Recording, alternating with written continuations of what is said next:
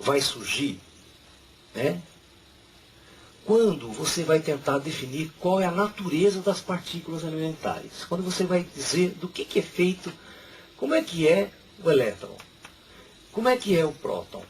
Depois, mais tarde, se descobre o nêutron também, né? E você tem uma partícula, que mais tarde é dito como uma partícula, que é o fóton, que é um quantum de energia eletromagnética.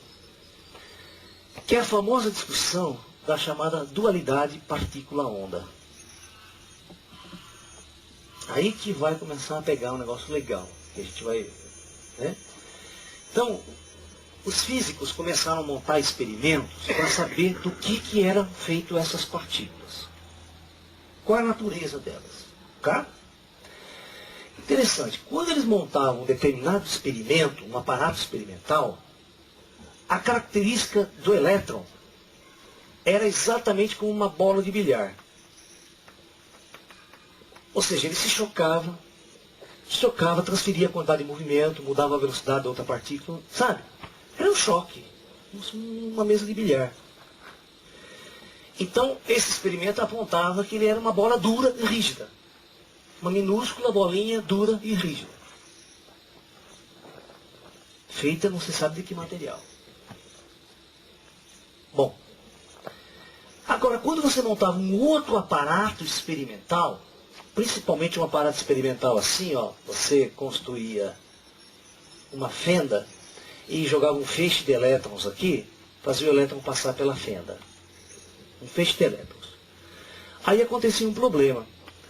Ao passar pela fenda, o elétron fazia isso aqui. Ele abria. Se você botasse um anteparo fotográfico aqui, você ia ver toda a marca dele parado aqui. Aí tinha um problema. Se ele fosse uma partícula dura, rígida e sólida, o que você tinha que esperar? Ele jamais poderia fazer isso aqui, ó. Ele tinha que, tudo que passa pelo furo, vir, só bater aqui no centro. E aqui bater, você retorna para cá, flat. Então tem que ter um feixe único de elétron, né? Mas por que ele abre? Aí os físicos começaram a coçar a cabeça. Puxa, mas isso daí é típico de fenômeno ondulatório. Se você pegar a onda eletromagnética, ela faz isso. Se você pegar onda sonora, ela abre também. Se você pegar uma onda de água, botar uma fenda, a água. Então o cara falou, mas isso é típico de fenômeno ondulatório. Então o elétron está se comportando de uma natureza de uma onda. Então ele é como se fosse ele é uma onda nesse experimento. Agora, que coisa mais louca. Né? Aí que vai dar o princípio da incerteza de Heisenberg. Viu? O princípio da incerteza de Heisenberg acontece por causa disso. Porque como é que você pode afirmar a natureza do elétron? Se ora eu monto um experimento, ele parece um objeto que vibra. E o objeto que vibra tem uma extensão grande no espaço. E ora eu monto um experimento, ele parece uma bolinha dura, rígida, sólida. Uma partícula, o conceito de partícula. Agora eu faço a seguinte pergunta. E quando eu não monto nenhuma experiência, como ele é? Ele é uma onda ou ele é uma partícula? Então isso deixou os físicos no começo do século XX completamente perdidos, completamente confusos, porque eles não conseguem. Como é que uma coisa pode ser duas coisas ao mesmo tempo? Né?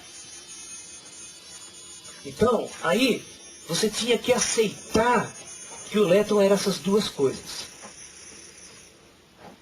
Mas aí o físico falava assim, olha, se o mundo, dependendo da interação dessa partícula, ela se comporta como uma onda, e dependendo do tipo de interação que ela vai ter, ela se comporta como uma partícula.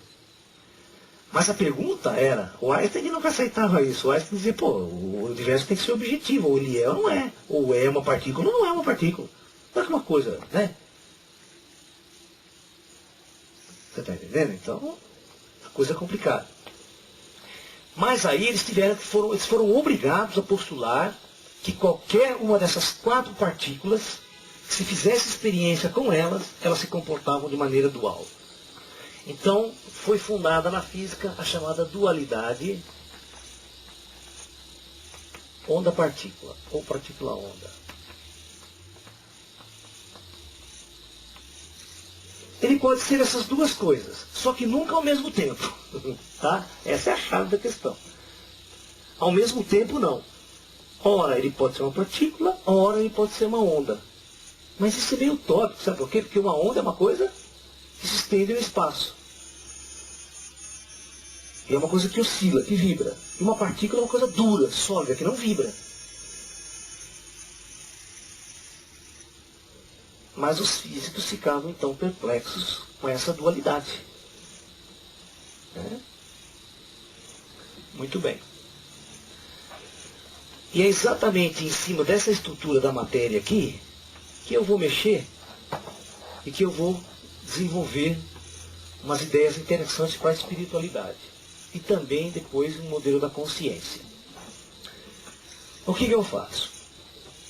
Então, na verdade, a realidade, ela ficava muito questionada. E aí começavam a surgir umas discussões filosóficas dentro da física, fantásticas, que era o seguinte: quando eu monto um experimento, ele parece uma onda. Quando eu monto uma